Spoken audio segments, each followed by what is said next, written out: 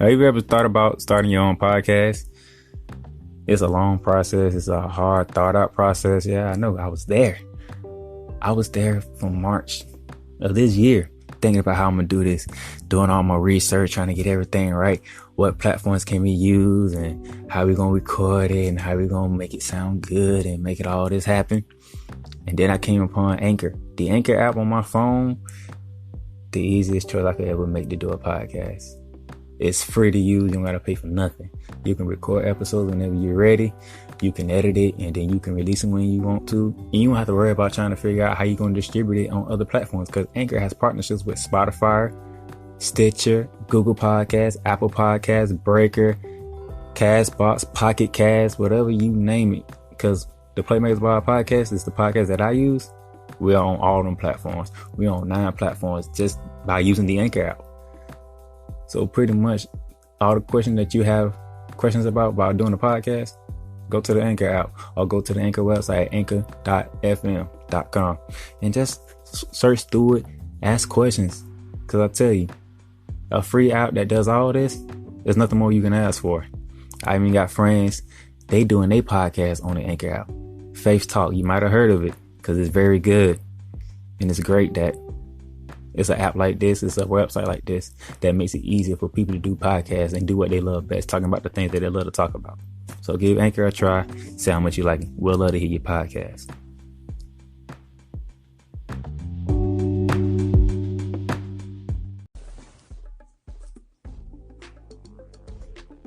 Welcome to the Playmakers Bar Podcast. In today's episode, it's all about the West. We're going out to the West Coast. The AFC West, led by Kansas City, they got a new quarterback. Denver got a new quarterback. John Gruden's back at the Oakland Raiders. In LA, the Chargers, they still got everybody back. So is it their year? Find out which one of us picks the Chargers. In the NFC West side, you know everything starts and stops with the LA Rams. Second year with McVay as the head man. Todd Gurley got a new contract. They added Brandon Cooks. They added Ndamukong Suh. Akeem Talib, Marcus Peters. Can Seattle do anything with this with Russell Wilson?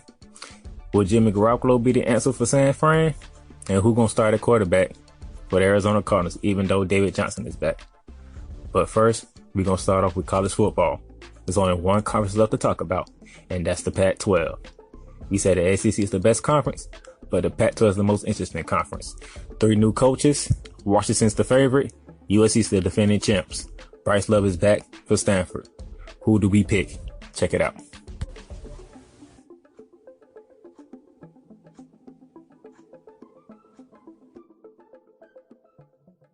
Ladies and gentlemen, welcome to another edition of the Playmaker Blog Podcast. You know me, I'm your host, Darnell, the Playmaker Sallins. My co-host, Dallas Glenn, is here with me. How you doing, partner? I'm doing good. I'm doing excellent. And I'm very excited about this week's episode. In today's episode, we're going to finish off our talks about the college football conferences and our division talks in the NFL. But first off, we're going to start in college football. We're going to finish this conference talk with one conference left, and that is the Pac-12. Now, we said last week that the SEC is the best conference. I'm pretty sure Dallas will probably agree with me. The most interesting conference this year is the Pac-12. Now, the Pac-12 was won by the USC Trojans, but they are not the favorites to come out this year. This year, it's the Washington Huskies are the favorites to win the Pac-12 over the USC Trojans. Stanford's in third with Heisman hopeful Bryce Love back. We got some coaching changes in the Pac-12 with Herman Edwards at Arizona State, Kevin Sumlin at Arizona. So, Dallas, I'm going to give you first crack at the Pac-12.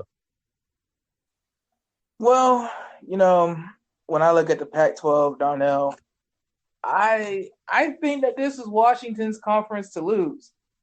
I don't think that Washington is in Alabama's league per se, but I think that as far as the conference pound for pound, I think Washington has the same effect as Alabama. I think if Washington does everything they're supposed to do, they don't even have to be like otherworldly. If they just do what they're supposed to do, they'll finish with undefeated or with a loss. I'm reading on SB Nation that they're double-digit favorites in every game, and they would be a 9.9-point favorite against USC. And that'll probably be what they'll be favored with if everything goes the same with predictions and they play USC as the North Division champion in the Pac-12 championship game. So I'm thinking, man, Washington, they're in a very unique position.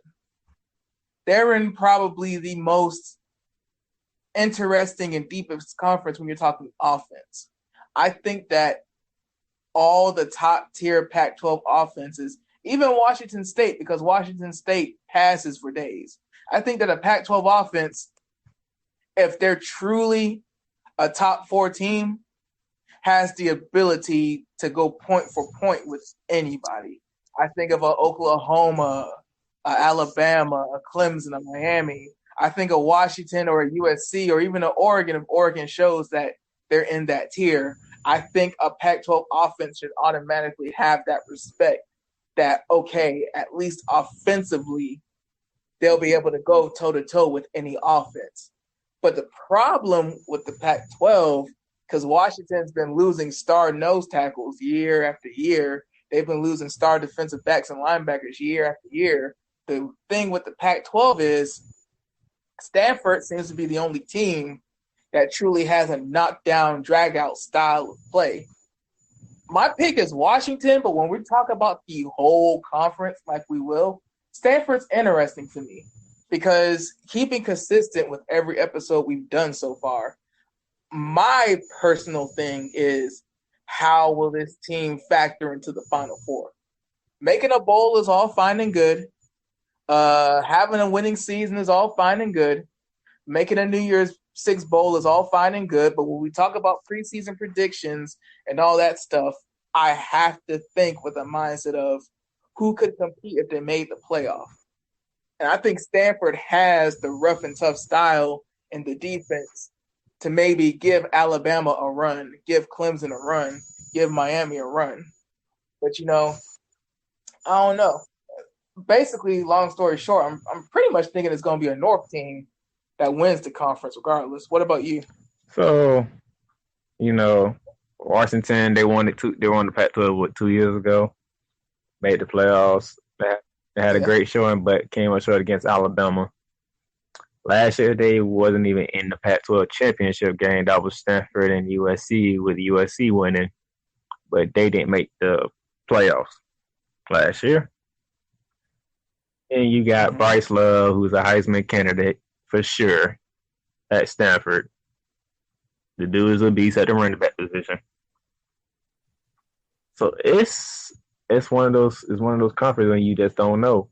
And plus you don't know what Herm Edwards gonna do his first time coaching college football. You got Kevin Sumlin at Arizona. And not to forget, Chip Kelly's back in the Pac-12 at UCLA. So there's a lot of unknown dynamics in the Pac-12 that makes for interesting headlines going into the season. So does Chip Kelly go back to the Oregon days and bring that to UCLA? Can Herman Edwards get these Sun Devils to live up to more than what people believe they are? And what can Kevin Sumlin do with the Wildcats? So now, I'm just going to look at these schedules real quick, and I'm going to start off with Washington because they are the favorite. Their opening game is at a neutral site against Auburn.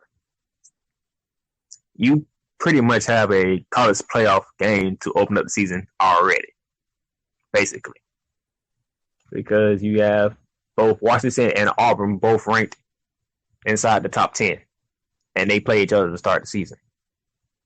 Then you go down the schedule. They have North Dakota at home. They go to Utah. That's an early test for them in the conference at Utah. Then they are home to Arizona State, and they are home to BYU. They go to UCLA. They go to Oregon. They're home to Colorado at Cal, home to Stanford, home to Oregon State, and they go to Washington State. So you really looking at the first half of Washington's schedule. You should know if they can be a playoff team or not. Basically, Yeah. it's about looking at their schedule. Mm-hmm. When you look at the Trojan schedule, they open up against UNLV. They're at Stanford week 2. You talking more than just a playoff matchup for USC and Stanford in week 2 already. This has got playoff implications. It has conference implications all in one game in week 2. And then if it doesn't get any better, they go to Texas the week after. So 2 of their first 3 games, either USC is a strong contender or they out and they're done by week 3. Yeah, man. Yeah, they got Washington State. They go to Arizona. Home to Colorado, at Utah. That's 2 key games for Utah at home already. The top 2 teams that the media pick in the Pac-12 both got to go to Utah. So to me, Utah going to have a lot to say about how the Pac-12 is won. They're home to Arizona. They go to Oregon State. They're home to Cal. They're at UCLA. Everybody knows that's the rivalry game. And they are home to Notre Dame. So that's a schedule to get through. Looking at Stanford's schedule, they open up against San Diego State. And if y'all do recall, that's one of the teams from the group of 5 million dollars are looking at San Diego State. That's the opening game for Stanford at home. Home to USC, as we already talked about. Home to UC Davis. They go to Oregon September 22nd. And then the following week, they go to Notre Dame September 29th. Can Stanford survive those 2 road games before they come home to Utah? They go to Arizona State, home to Washington State, at Washington November 3rd. Home to Oregon State, at Cal, and they finish it off at UCLA November 24th. Those are the schedules for your top 3 teams in the Pac-12 already. I'm saying by at least halfway, we'll know which one of the 3 is the legitimate playoff contender.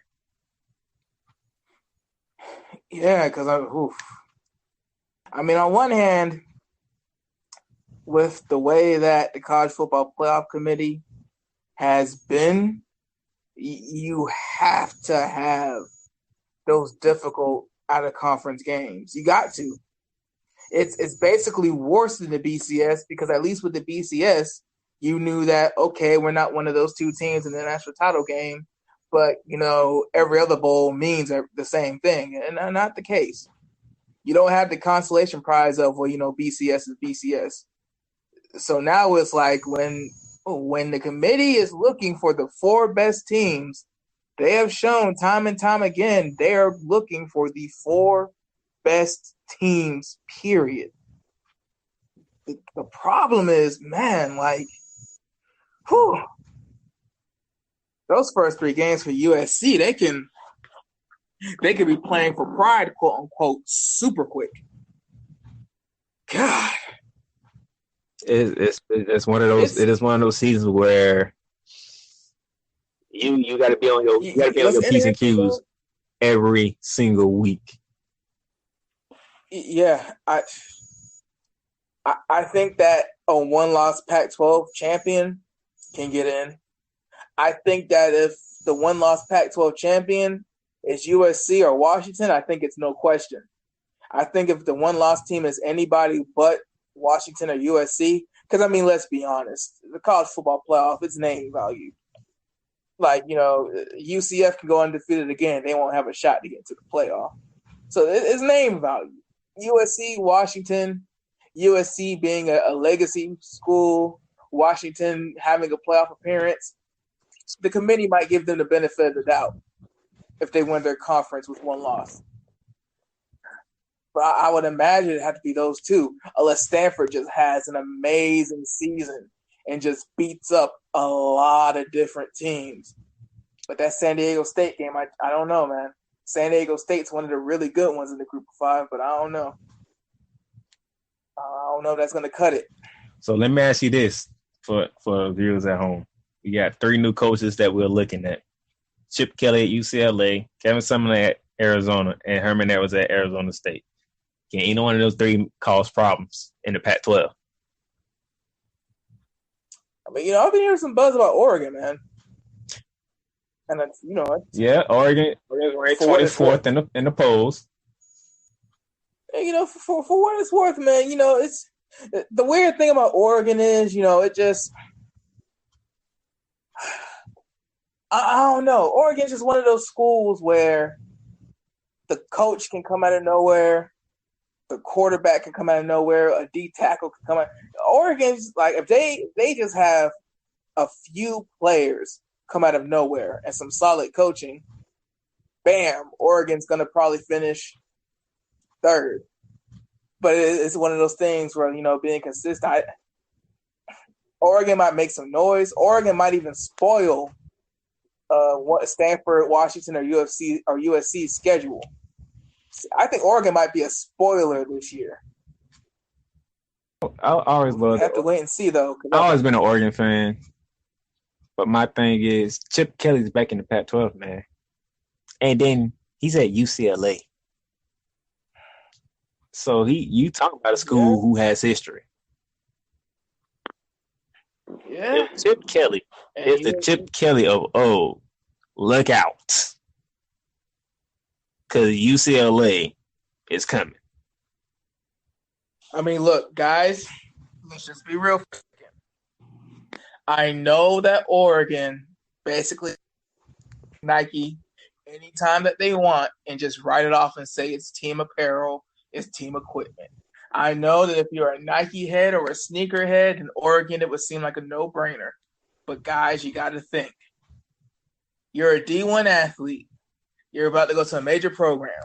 You're thinking, I want to live the college life. I'm about to be a star. Do you go to Los Angeles or Eugene, Oregon? Do you go to the Nike factory and just get as many shoes as you can for 4 years? Or do you live in Los Angeles, make those kind of connections, have 2 NFL teams in your backyard? I mean, come on, man. Like, Chip Kelly, he might not have the team he needs or wants this season, but, oh, God, if he was recruiting like he was in Oregon, if he was producing like he was in Oregon, Jesus, you just wait. You mean to tell me you're a recruit? You can come to L.A., have 2 NFL teams in your backyard every Saturday, and then you have a chance to spoil USC season every year? I mean, with Oregon, Oregon basically has to rise back to the level of prominence that they had. Their rivalry game is Oregon State. And let's just be real right now. Beating Oregon State doesn't mean anything in the big scheme of things when you're trying to say we beat XYZ. You're UCLA, you can whoop up on USC every year. That's a top flight win every season. You have one of the best wins in the country every season. I mean, Chip Kelly, dude, like, I'm not going. We can't talk about UCLA this year, but man, he got his work cut out for him his first year there. They open the game against Cincinnati. They go your American Conference team right there. They got to go to Norman. They'll play Oklahoma September 8th, week 2. And once they get done with that, September 15th, the other group of 5 team we're looking at, Fresno State, comes in to Los Angeles. I'm telling you, man, UCLA ain't about to compete this year. I don't think they go to Norman and win. I'm not saying it's impossible, but I am saying I will be very surprised if it happens. But the interesting thing about UCLA's schedule, they have Washington at home, they have USC at home, and they have Stanford at home. Ooh. They go to Oregon, they go to Arizona State. Arizona comes to them. Utah comes to them. Utah is a good win, but Arizona and Arizona State. It's like I said, man. If you say Dallas, UCLA, or Oregon is going to make a run, surprise people, win the Pac-12, who's going to have the better? Dude, I'm going UCLA.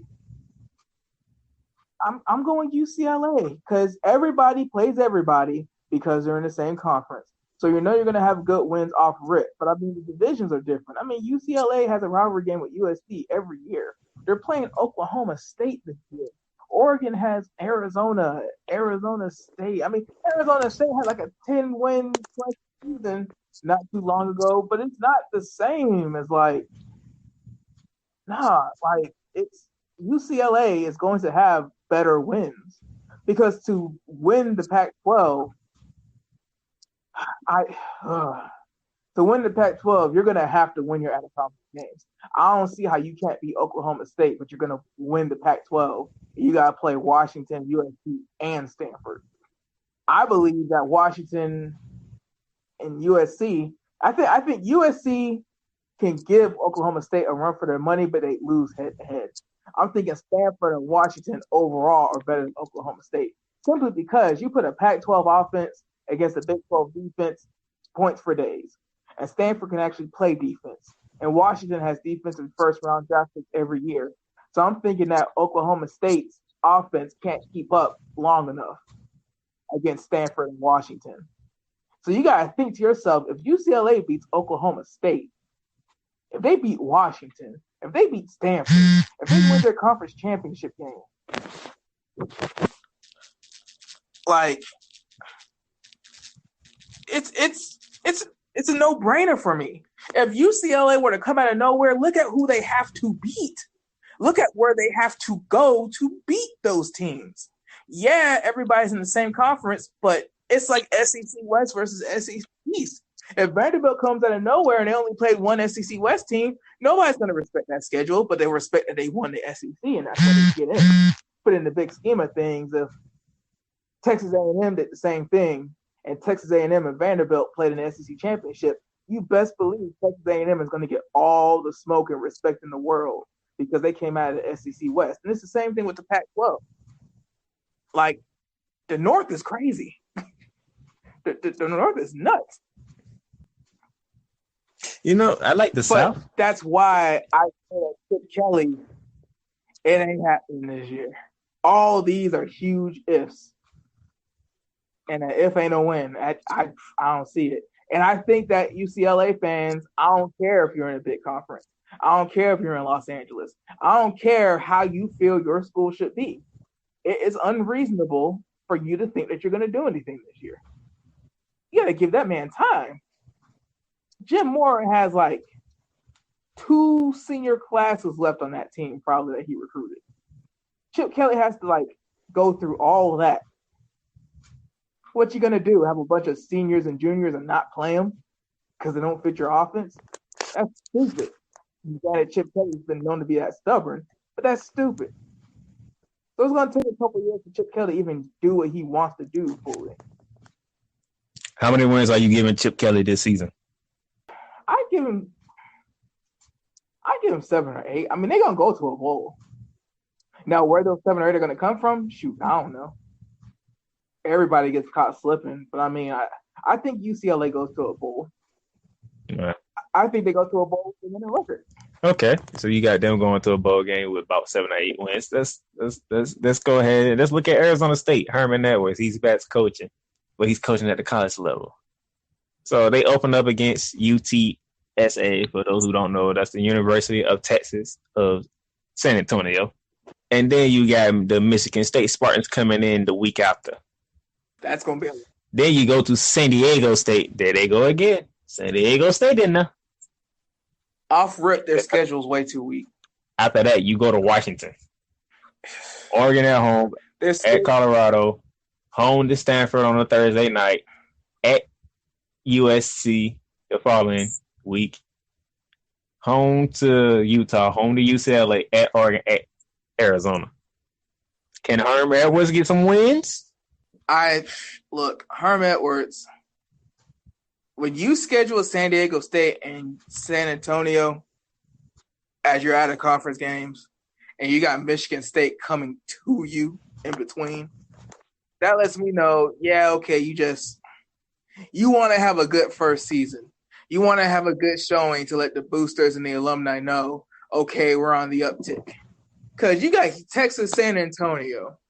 Then you're going to play Michigan State, then turn around and play San Diego State. I think you're scheduling for a boomerang game. I think you want to blow out some nobody. Then you're going to get rocked by a team that can play defense and run the ball and neutralize the Pac-12 style of football. Then you want to rebound and beat up on a group of 5 team to make yourself feel better so you could go into your conference schedule 2-1. It all goes back to he's going to win games, but, Arizona State's another team where I'm like, you know what? They'll beat Arizona. They could beat Colorado. You only need 6 wins to go to a bowl. Shoot, they got 2 in the first 3 weeks because they're playing group of 5 teams. One is a complete scrub, but I mean, if you're a Pac-12 team and you're playing Michigan State the week before, if they don't get blown out by Michigan State, they should handle San Diego State. So you're looking at, 4 more wins. They got to find 4 more wins. One is a rivalry game. One, Colorado, Oregon. Oregon's top tier, according to some analysts, but you can catch them. They're still rebuilding. All they got to do is find 6 wins to get a bowl. And I think that, in the big scheme of things, all they're going to be able to get is a bowl. I think at Arizona State, they ain't going to win the conference. So the best and I don't think that they're going to have a season good enough to get a New Year's Six bowl. I think it is possible, somehow, some way, for the Pac-12 to completely cannibalize itself. But there's probably going to be a team with 9 or 10 wins coming out the Pac-12, and they're going to get some rinky-dink bowl game. There's going to be a lot of 10-win teams and 9-win teams that are like 9-2, 10-1, 10-2, stuff like that are going to get a rinky-dink bowl game. There's going to be a lot of teams playing in the Armies and the Air Forces and the Notre Dames of the world that have a lot of wins. That's a real hot take right there. Yeah, it's just, look, man, if you're not one of those 4 teams, you got to think that's 3 of the New Year's Six bowls. I don't know which ones they are off rip, but let's just say for the sake of it, Peach and Sugar, that's 2 of the New Year's Six bowls. The championship game is 3. So now you're talking about 3 bowls. That's 6 teams. And you got to put a group of 5 team in there. So you're talking about 5 slots going to Power 5 teams that didn't win their conference. That's the weird thing about the Pac-12 because the SEC isn't as deep as the Pac-12. The SEC is just superior to the Pac-12. You put any of the top 4 SEC teams against the Pac-12, they're going to rush them all. They're going to whomp them all. But the Pac-12 is the conference in the country where it's like, okay, Oregon State is a nobody. Oregon State or Washington State can have a crazy year, win 10 games, finish in the top 15, blow somebody out in their bowl game, and come in next season as a preseason favorite to make a New Year's Six bowl. Vanderbilt ain't doing that. Kentucky ain't doing that. Pac-12 bottom to top. You could have a team like Washington State last year just start off crazy. Washington State started like 5 or 6-0, and then it became Washington State. But it was the fact that Washington State, they don't even run the ball. All they do is pass. But they started off the season 6-0. It's one of those things where it's like the Pac-12 can do that. That's why I'm like, I'm thinking only Stanford or Washington. I think that if it's not Stanford or Washington, maybe even USC, I'm thinking they get the Penn State treatment. I'm thinking that, they just won't get in at all. I don't think they have a team that's Ohio State's caliber. I think that what would have to happen is Washington loses a tiebreaker, finishes with 1 loss, doesn't play in the championship game. They would basically have to pull an Alabama. They would have to not have a chance to play in a conference championship game. In the conference championship game, would have to have 2 inferior teams. It would have to be like Oregon, UCLA, or USC. Like, it had to be 2 teams where it's like, come on, bro. They're not better than Washington. Because USC is going to win the South probably. And, the North is the North. So, stuff happens. Like I said, Oregon, you never know. Analysts have them in that top tier. Oregon can make some noise, but nobody's going to think that Oregon's better than Washington. Especially if Washington just doesn't get in because of a tiebreaker. Okay. So, that's interesting. Yeah. So who do you have? You have USC winning the South. Who wins the North? Right now, I have Washington winning the North, and I'll have. So far you agree with the media saying Washington, USC for the Pac-12. Who you got winning? Oh, Washington. Washington. Shoot, Sam Darnold. I mean, USC has a history of having seniors have that one good year. They have a history of seniors waiting their turn and then having that one year that makes them a top-notch NFL prospect. But man, look, one season of being a starter in college football, ain't nobody in the Pac-12 that special. Washington's been doing it. They've been learned how to win. Okay. So you like Washington just like the media does over USC. I'm sitting here, I'm thinking that Washington-Stanford game, that's the big one for me. Because I think Bryce Love will either be runner-up or he will win the Heisman this year. He's that good. And you think he's that good of a running back, though, to play in a conference like the Pac-12 and to win the Heisman as a running back in that conference? I mean, he came runner-up last year. So, yes, he's that good. Yeah, I mean, yeah. It's also, you got to remember, that Darren McFadden was running up for 3 years. It's just one of those things where, he plays in a conference where they throw it. The Big 12, they throw it. I mean, we talk about Alabama's situation. Their quarterback scenario. Say Tui comes back and he has a crazy year. There's a lot of quarterbacks that he would have to beat. Shoot, there's a lot of running backs he'd have to beat. If FAU has a crazy season, who knows? Robert Griffin III won it, and Baylor had lost 3 games that year. It's a lot of competition. I mean, I think he's at the right school, though, to do that. I think Stanford's going to give him the rock. Because Andrew Luck was there, and they still pounded the ball. So, it's a reasonable pick. It's just, hey, making it to the New York show is one thing. Yeah. But I'm stuck on here because, I'm not gonna miss words. I'm not a Trojan fan. I never have been. Few people are. So it's like my heart is going against my mind. Do you really think USC can do it? Sam Darnold was a first-round pick, right? I mean, look at when Matt Leinart got drafted. Look at when Mark Sanchez got drafted. Look at when Carson Palmer got drafted. Now look at Sam Darnold getting drafted. USC will have these quarterbacks go in the first round, be 4 sure picks, and they always have that tiny itty-bitty drop. I mean, we ain't going to count Matt Barkley, but I mean, they always have that tiny itty-bitty little drop. I mean, I don't know. They might have the quarterback who can play well enough to be an NFL prospect. I mean, look at Jared Goff. Well, Jesus Christ. Speaking of which, we ain't even talk about California. That lets you know how much we think about them this season.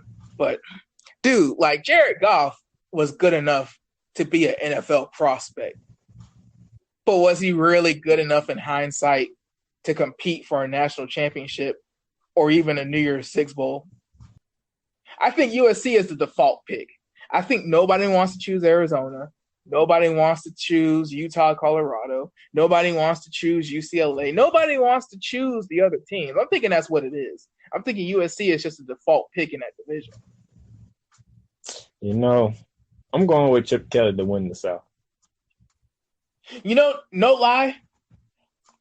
I would respect that pick more just for the fact that, okay, there's a clear edge. If Chip Kelly were to be able to do what he did at Oregon at UCLA, they have a clear coaching edge over everybody else in the conference. I'm going to pick UCLA. Because I'm going to pick Washington, and I think Washington is going to win. Because Washington has a team. The only main reason why they didn't win last year is because it was injured. So I have to pick Washington. I think that Chip Kelly – yeah. I think that Chip Kelly is going to outcoach USC's coach. I think Chip Kelly's, whoever his quarterback is, I think Chip Kelly's going to coach him up, going to develop him, and have him at least be serviceable. I think Chip Kelly is going to be able to have that team play USC, spoil USC's season.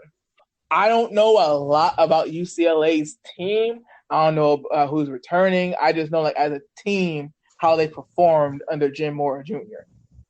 They were a decent team. They weren't a bad team. And you're talking about a coach who had former NFL experience, the whole nine. Now you got Chip Kelly, who had Philadelphia looking crazy for that 1 year. Now you got Chip Kelly, who was dominating that conference. It wasn't even close. Oregon was close to looking like Alabama before Chip Kelly left. You clearly have the first or second best coach in the entire conference. Now you're talking about 1 week, one night, 4 hours, a Chip Kelly coach team versus USC for the past 5 years. Come on, man. People saying that they can't spoil USC and get some kind of tiebreaker over them. Come on, man. USC just lost a quarterback to the draft.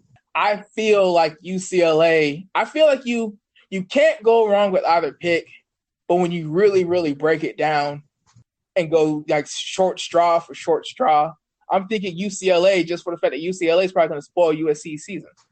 Well, that's it. What we got for the Pac-12. Again, we're both picking Washington to get out of the Pac-12, but we got two different division winners in the South, so we're going to cap it right there.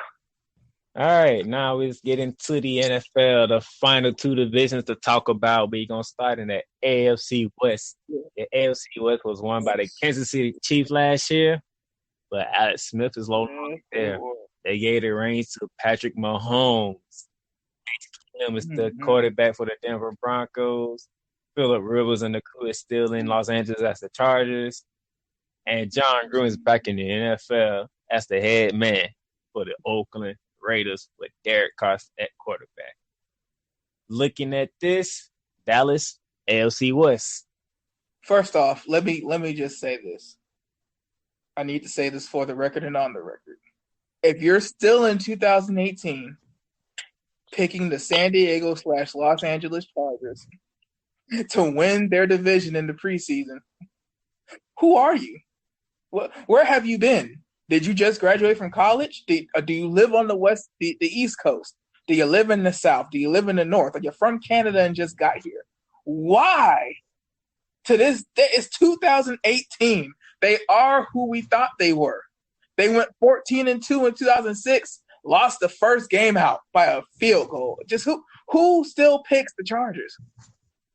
What makes you think that Derek Carr isn't going to lead his team in the long run like Phillip Rivers leads his team?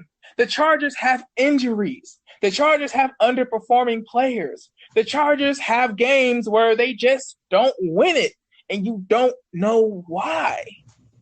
The Raiders have a pass rushing defense. They can get to the quarterback. They have a quarterback in Derek Carr where if he has nobody around him, if there's injuries around him, he can just throw the rock. Marshawn Lynch has been looking good this preseason. Marshawn Lynch looks like he's back in shape and he is ready to go. Like, how are you picking the Los Angeles Chargers against the Kansas City Chiefs, who have a rookie quarterback who actually has a year in the NFL, year of training, year of all that good stuff? They let Alex Smith go in free agency for a reason. They're comfortable with him. And then the Raiders, Derek Carr is a franchise quarterback, bar none. They have one of the best pass rushers, bar none. They have a running back who's going to eat up the clock when they need to. It's just Denver is Denver. If you say, well, Dallas, you didn't talk about Denver, there's a reason I didn't talk about Denver. Denver doesn't even have a real backup quarterback. Case Keenum gets hurt, it's a wrap. It's a total wrap. It's a wash. John Elway is one of the greatest quarterbacks of all time, but Tim Tebow was his best one. Peyton Manning had 1 year. Tim Tebow won one-on-one in an overtime game and then lost to the Patriots. Everybody loses to the Patriots. Peyton Manning had 1 year, and it was a revenge tour. After that, he got benched. John Elway, for whatever reason, makes terrible quarterback decisions. I could understand linebacker decisions. I could understand safety decisions. I could understand head coach decisions. But how are you the greatest quarterback of all time and you can't find somebody who was half as good as you? So, yes, the Broncos are a wash. They'll finish fourth. I'll give the Chargers third. But when I saw an ESPN preseason poll that had the Los Angeles Chargers as the 10th best team in the NFL going into the season, Phillip Rivers is that good, y'all? Like, Phillip Rivers is that good. Like, Phillip Rivers is going to be a wild card quarterback going to Jacksonville, going to New England, going to Pittsburgh, going to Baltimore. Like, Phillip Rivers is going to go on the road and beat somebody. Phillip Rivers himself is going to – the receivers drop passes, he's going to out-throw that. The defense having miscues and allowing too many points, he's going to out-throw that. The punter botching a punt getting blocked, the long snapper doing a bad, he's going to out-throw that. Somebody getting hurt the first – Phillip Rivers is going to out-throw all of the Chargers' bad luck this season. He's going to out-throw everything. So you're basically saying Phillip Rivers is Drew Brees, Phillip Rivers is Tom Brady, Phillip Rivers is Andrew Luck when he was healthy a few years ago. Phillip Rivers is Aaron Rodgers when he's healthy. No. Because the Chargers have pieces. They do. I put the Los Angeles Chargers in the same caliber as the Jaguars and the Titans on paper. When you're looking piece to piece to piece, and when everybody stays healthy, how will they do? I don't think that the Jaguars are upper tier team yet. They had one good year. Same with the Titans. But when you think about the Chargers and how everybody hypes them up, and you think of a team like Jacksonville and Tennessee, it's basically the same thing. You're basically saying the teams that are around Blake Bortles and Marcus Mariota is how good Phillip Rivers is for his team.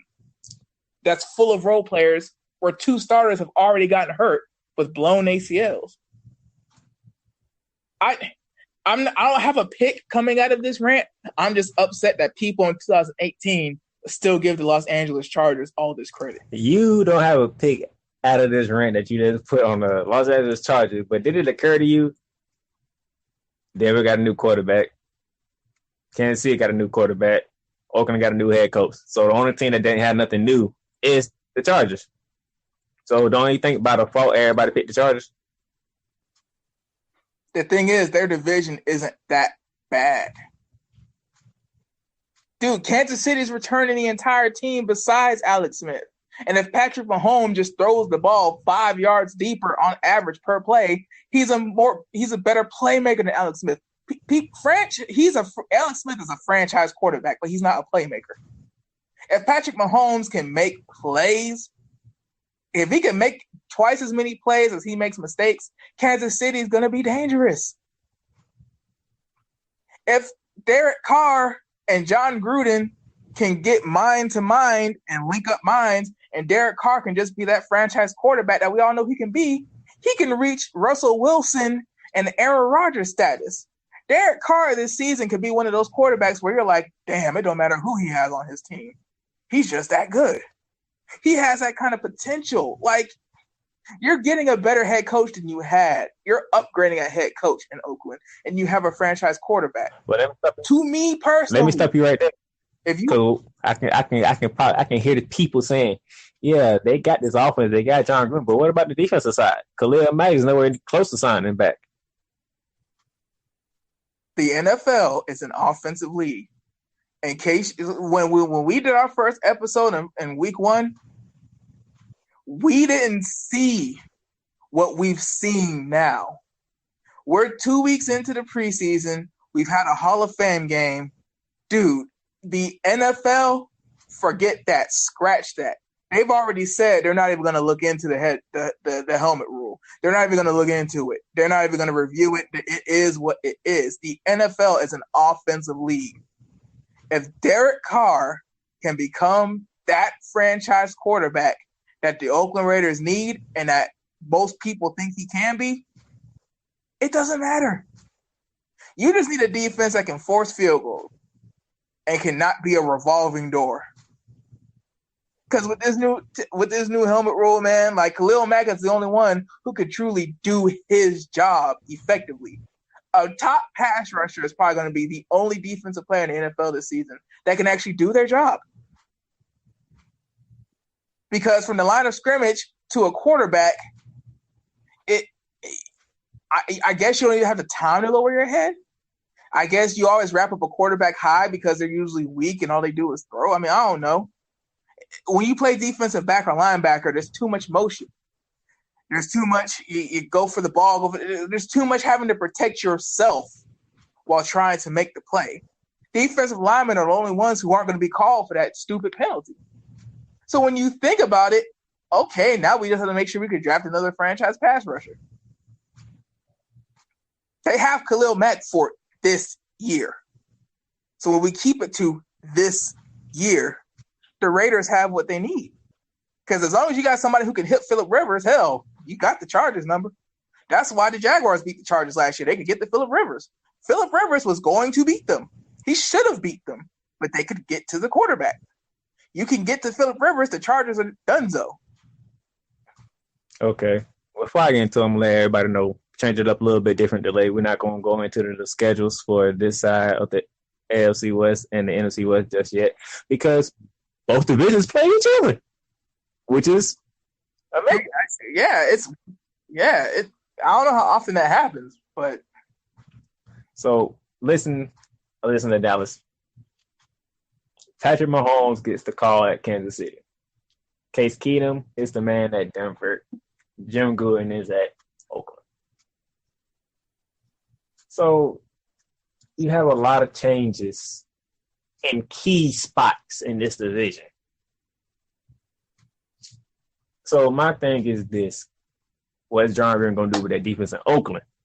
Because no matter what you say about this being an offensive-driven league, it still has been proven that you're going to need defense to win the chip at some point. So I don't trust Oakland's defense. Denver, they still got Von Miller. They lost a key to lead to the Rams. They drafted Bradley Chubb from NC State. So their defense and rush is going to be sick. Can Case Keenum duplicate what he did in Minnesota to Denver? It's the question. You got Demaryius Thomas. You got Emmanuel Sanders. Devontae Booker is your running back. And John Elway finally found a quarterback that he's been looking for. I'm not too sure on that. I'm really not. He's with Kansas City. You get Patrick Mahomes after 1 year sent behind Alex Smith. You got Kareem Hunt. You still got Tyreek Hill. You added Samuel Watkins to the squad. You lost your best corner and Marcus Peters, who was in L.A. with the Rams. Tumble Ali ain't been the same. Defense is falling apart. I do like Andy Reid. Andy Reid's one of my favorite head coaches. But can I trust Patrick Mahomes to keep the ship going for the Kansas City Chiefs? I'm not too sure on that. And then that leaves the Los Angeles Chargers. The team that people in LA don't really care much about. Let's be honest. If you ain't the Rams and if you ain't the Raiders or the Lakers, there's pretty much no home for you in LA. Let's just be for real. But it's still got Phillip Rivers. Anthony Lynn's in his second year with the team. They're in their second year in Los Angeles. They pretty much brought everybody back, offense and defensively. How can you not take the Chargers? It's right there for them. This is for the taking. But as you mentioned, they don't live up to expectations. It's been proven. The playoff game you talked about, Peyton Manning threw 5 or 6 picks in that game, and they still end up winning that game, which I don't know how. I'm leaning towards the Chargers. It's pretty much like who can I trust in the division? And pretty much when we talk about who can we trust, we also look at the quarterbacks and which quarterback can I actually trust. I can trust Phillip Rivers to give me the numbers that he's supposed to give. He hasn't missed a game since he's been in the NFL. He has not missed a game. So you know Phillip Rivers gonna be there week in and week out, day in, day out. I'm gonna go with the Chargers, man. I don't know about you, but I'm going with the Chargers. I can trust Phillip Rivers more than anybody else. So, God damn it, I'm going with the Raiders at the principle. He's going with the Oakland Raiders. Like, you can't Phillip Rivers, yes, he doesn't miss games. But if you get to him, it's a wrap. If you knock Phillip Rivers off his game, if you can force interceptions, if you can force turnovers, if you can stop the run and make Phillip Rivers throw a 50-throw game, you have the Chargers. Something always goes wrong with the Chargers. Now look, before everybody gets mad in Los Angeles or Florida, and you want to say you're from Los Angeles, they could make the wild card. The AFC wild card picture, no, never mind. They won't do that either. Because you're talking about Tennessee, Jacksonville, Baltimore, the loser of the AFC West, second place team in the AFC West. Because if you're saying the Chargers can compete, you're basically saying that the Chiefs and the Raiders are going to be right there with them. Because it's been between those two teams for the past 3 seasons. Like, with the weapons that they have and the defense that they have, the Broncos have still steadily been losing pieces and declining.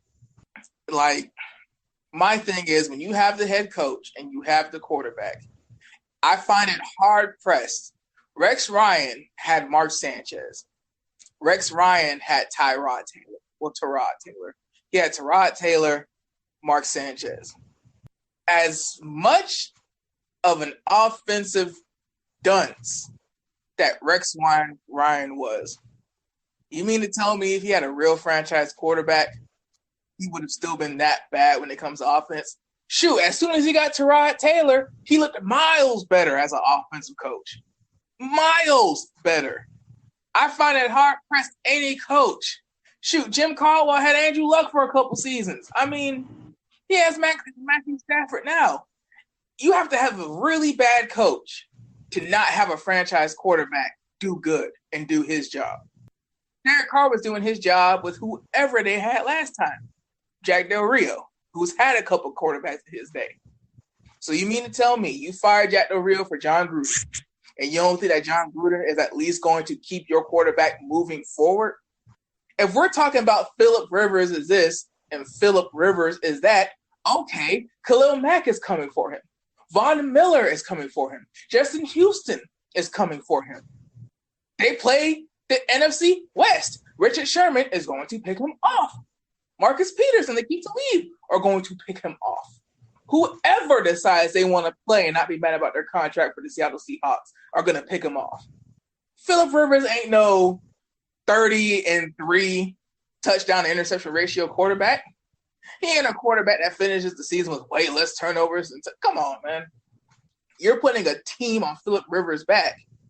Dude, I'm trying to think of a quarterback I can equate this to where we know this quarterback is great, but at the same time, it's like as if you're saying that the Detroit Lions didn't have the Packers and the Vikings in their division.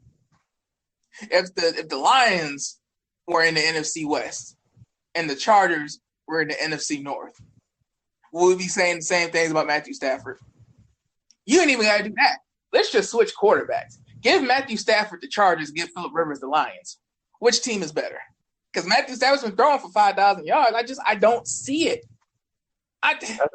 You're telling me that if the Chargers win, that means they won the division with a 9-7 record. And that means that everybody else was garbage. That means that John Gruden, with a franchise quarterback like Derek Carr and a running back like Marshawn Lynch and a really decent offensive line, couldn't make it work on offense.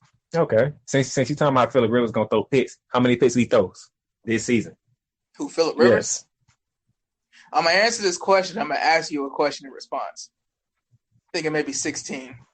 Touchdowns, he'll probably throw like between 24 and 27. You said between 24 and 27 But picks. here's my question to you. You asked me that question, but what is your point? Because at the end of the day, nobody's going to ask, oh, well, how many picks do you think Tony Romo's going to throw this season? When you look at Tony Romo's number on paper, they're great numbers. But when you looked at the Dallas Cowboys team when Tony Romo led them, you knew what was going to happen. the final numbers on the stat sheet are irrelevant. I can pull up Philip's stat sheet right now, and you know what? It's going to look damn good. But what has he done with it? You know a stat sheet that probably doesn't look as good? Russell Wilson's. You know one, when you compare it to other quarterbacks, it don't look as good? Blake Bortles last year. But those are quarterbacks who are doing what they can with what they got. And for the Jaguars, vice versa. They're doing what they can with what they got at quarterback. But either way, you look at Marcus Mariota's stat sheet from the Kansas City game. It was probably horrendous. Kansas City played a good game at home, which, by the way, they never win their playoff games at home. So, I mean, it's just, dog, I don't see it. You mean you're telling me that Oakland can't win 9 games?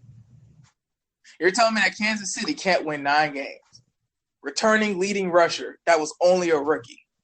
Still got that defense for the most part. Still got the leader of that defense.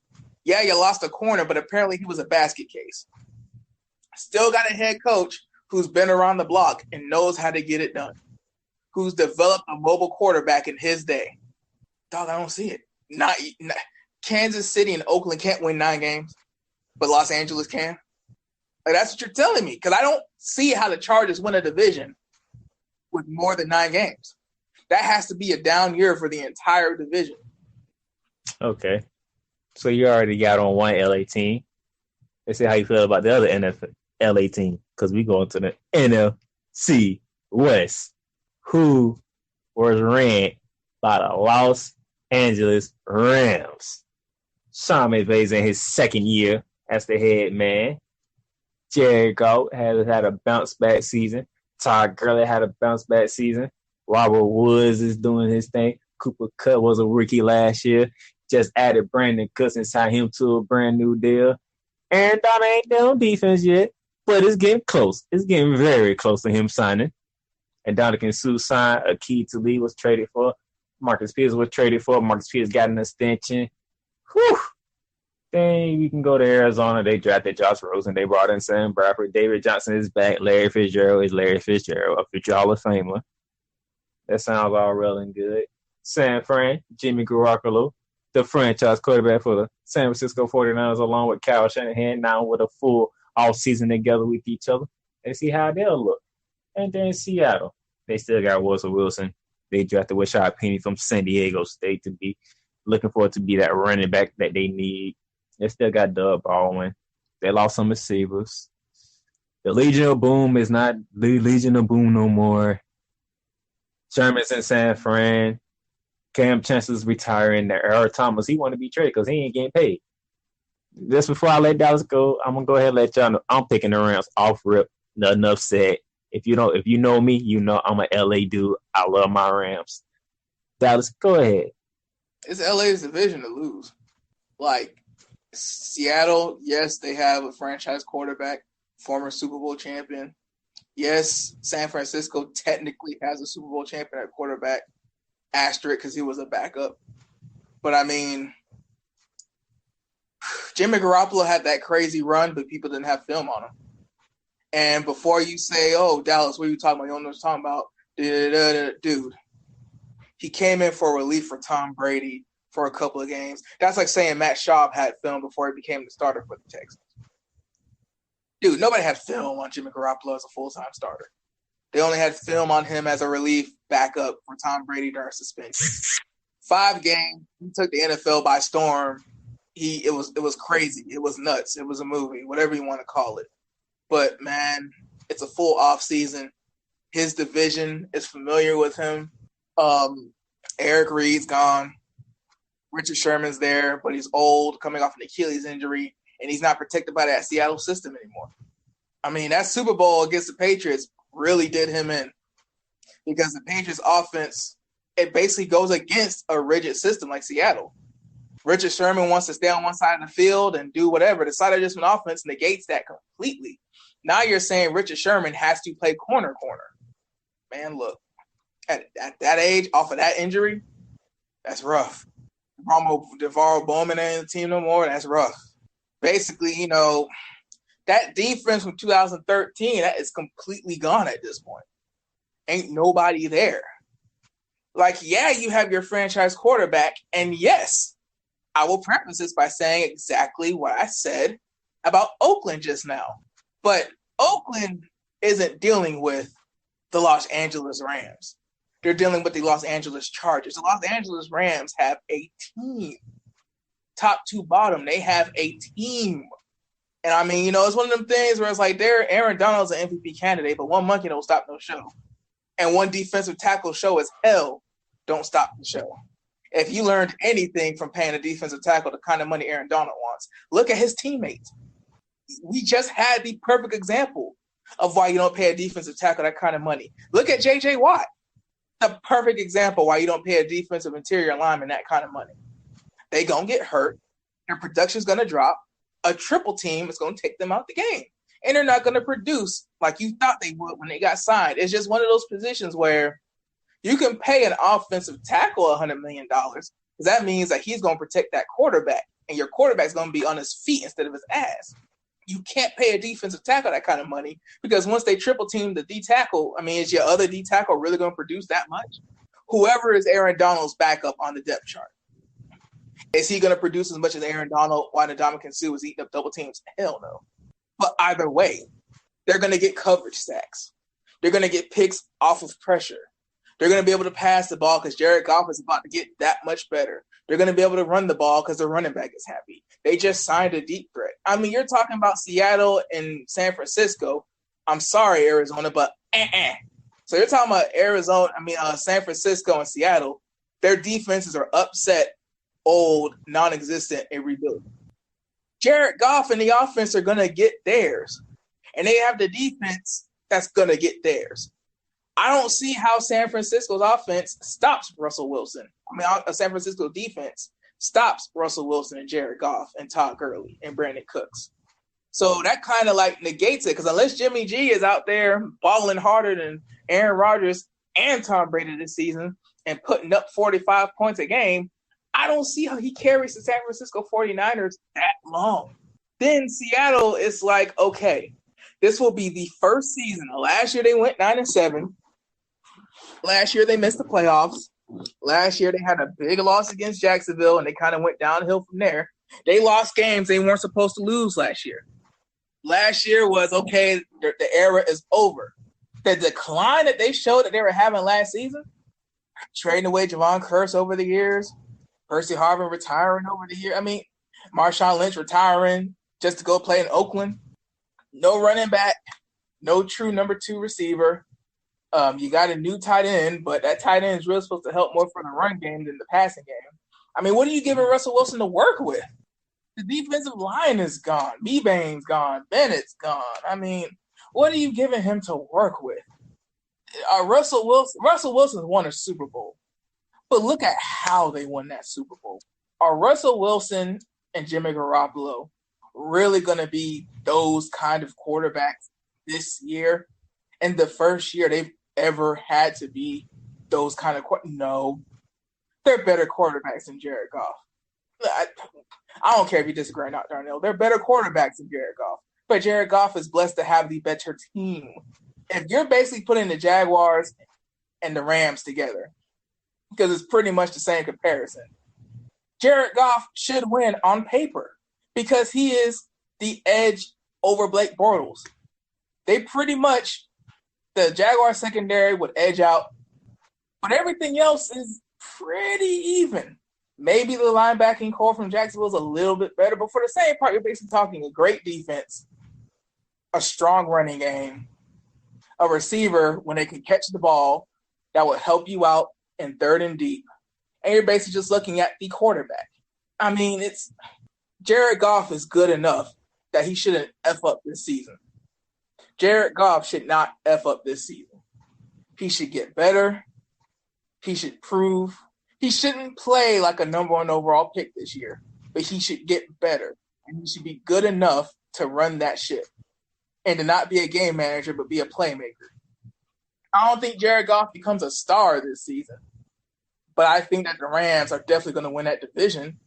And from there, you're talking about beating the Drew Breeses and Aaron Rodgers of the world. But hey, you'll get there when you get there. They're going to win the division. I have one problem with what you said. You brought up the secondary. Future secondary is old and has problems. Don't sit here and tell me that you have a better secondary than Minnesota and Jacksonville. I don't want to hear it. Old basket cases. I don't want to hear it. Marcus Peters ain't even old. Basket case. The funny thing is, Marcus Peters is still in his 20s. So I can cut you off right there. The only thing that y'all got over us is that y'all played as a unit together. Our unit hasn't played together yet. That's the only thing different. But we have Pro Bowlers in the secondary. We have 4 corners that can do damage. Not just 2, we have 4 corners.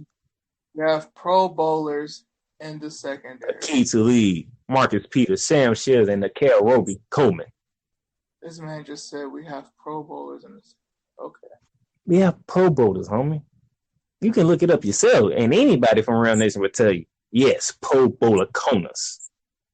I just want everybody, before Darnell keeps going, because I'll let him finish, I will. Before he keeps going, I just want to let everybody know, for the record, I was completely objective about the Jacksonville Jaguars. I was actually born in Jacksonville. I actually graduated high school in the city of Jacksonville. I lived in Jacksonville for real for 10 years, and I'm completely objective about the team and the city that I was born in. Continue, Darnell.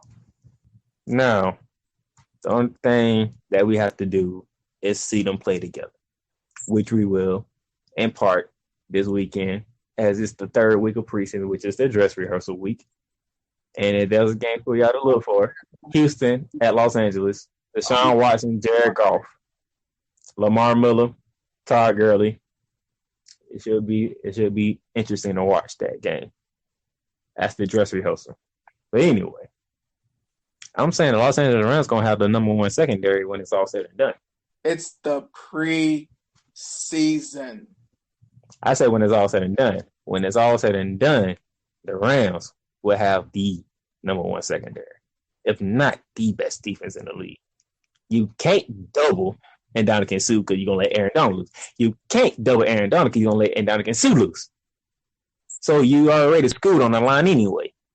We'll just give Marcus Peters, Akeem Talib, Nikhil Roby, and Sam Shields do what they do best. I really hope people listen to this episode. So, I really, really hope that people especially listen to this episode. I hope they listen to the other ones. I hope you guys go back and check out the back. I just really hope you clicked on this one. And I hope you listened all the way through. An hour is a long time when you're busy, but I just really hope that you listen to this episode. You can say what you want. You're going to defend your Jazz. I'm going to defend my Rams. That's the way it goes. I'm objective about the Jaguars. I am objective. Be a journalist, Darnell. You don't have a better secondary than Jacksonville, Minnesota. I say we will. I ain't say we do. I say we will. Listen, there's a difference. I say we will. So, it don't even matter. You pick the Rams anyway. I'm just trying to. You have no choice but to pick the Rams. You can't pick nobody else. As far as the division goes, it's the Rams. As far as the division goes, we don't disagree. It's the Rams. I mean, next week is when we get into the whole playoffs and who will do what when. But I mean, if we just think of division, it's Rams. Like I said, both divisions play each other, so you pretty much gonna see Oakland and the Rams. That's the Monday night game when the season starts. Talking about the season or the season? Preseason? That's okay. Monday Night Football. You got Oakland and the Rams in Oakland. You got the Rams playing Kansas City in Mexico on the Monday night. So, if you can, watch the West, because the West is going to be crazy. No, the NFC West champion is going to look miles better than the AFC West champion. Unless Patrick Mahomes just comes out and lights up the league like Deshaun Watson did and not get hurt, dog, the AFC West champion is about to look like ass. Because if everybody's picking the Chargers simply because they didn't have a lot of changes, your bar is low. Your bar is low, and you clearly don't expect the AFC West champion to do anything in the playoff. Hey, that's what it is. And that's what we're going to cap it right there. I got the Chargers. He got the Raiders. We both got the Rams, even though he don't like it. But he has no choice. It's not that I don't like it. Again, I'm objective.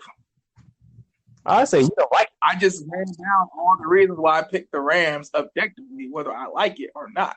Hell, I don't like the Patriots winning the East. But are we really going to pick against the Patriots?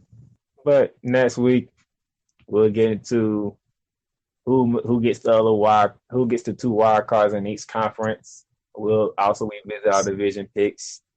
We'll talk about who will be possibly the MVP of the season and which rookies we're looking at to stand out. But we'll also get into the college football season will begin.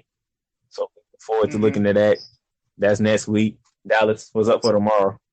SummerSlam happened. SummerSlam answered a lot of questions. I don't know if you guys had a chance to read any of the columns on the blog yet, but I hope you do. Because, we're going to talk about SummerSlam. We're going to talk about TakeOver. And we're gonna discuss why. Well, it can't just be Triple H having full control over NXT. It can't be that simple. We need to figure out why NXT Brooklyn 4 had 5 matches. It was a way better show than SummerSlam. We got to figure out why SummerSlam basically tried to come out super hot in the front end. Probably as a response to NXT and the response that NXT got. Vince McMahon likes to bury SmackDown whenever Raw is looking bad and SmackDown is looking good. But I think he has a problem on his hands, and I think that him and Hunter are going to have issues if he tries to negate the popularity of NXT. We're going to talk about what happened the past weekend. We'll get to the new champions and all of that, and we'll talk about the results and what they mean and all that. But we need to get down to the bottom of this. Because I don't know how many more takeovers we need to watch before we realize that the developmental promotion is showing up the main roster. So, yeah, that's what we're going to talk about. And don't miss my hot take on the WWE Championship and its match. Until tomorrow. Later.